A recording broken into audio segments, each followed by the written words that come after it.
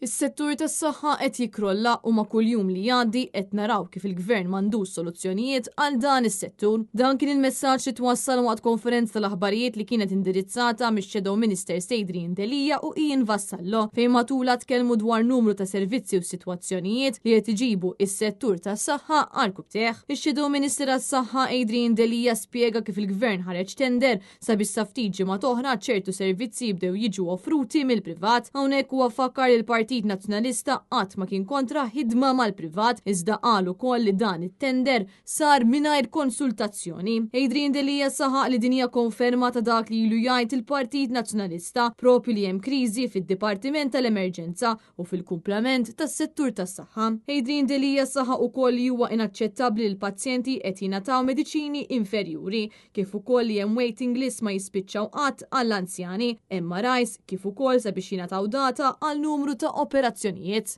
Is-settur tas-saħħa qed jikrolla. Il-Partit Nazzjonalista għandu idejat illi huma strutturati, għandu l-abbiltà illi dak illi ħoloq il-problema ma jistax isolviha kapaċi insolvuha, kapaċi nagħmlu interventi f'dak illi huwa is-settur tal-kura primarja.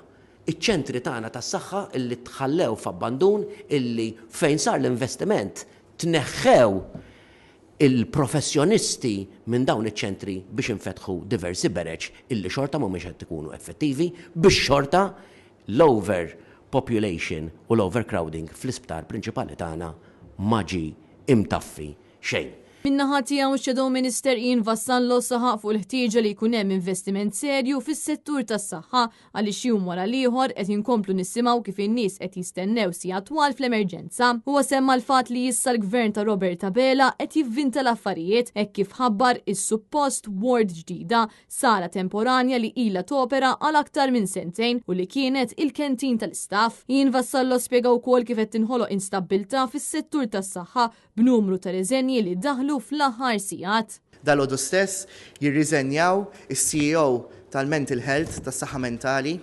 tirriżenja wkoll is-CEO tal-kura primarja u anke jirriżenja il-CEO l-inġinier li kien jieħu ħsieb il-procurement. Dawn ukoll qed iwasslu biex ikollna diversi musical chairs kulħadd jibda l-postu għaliex għandna inkompetenza fis-setturi kollha. Sfortunatament dan qed iwassal biex ikollna instabilità kemm fil-ħaddiema li jaħdmu f'daw is-setturi u anke fil-kontinwità tas-servizz. Intant matul il-konferenza l-kelliema fakru fil-proposti tal-Partit Nazzjonalista għas-settur tas-saħħa fost oħrajn li jsir l-investiment meħtieġ fl-isptar San Luqa kif ukoll li jkunu mtejba l-kundizzjonijiet tal-ħaddiema.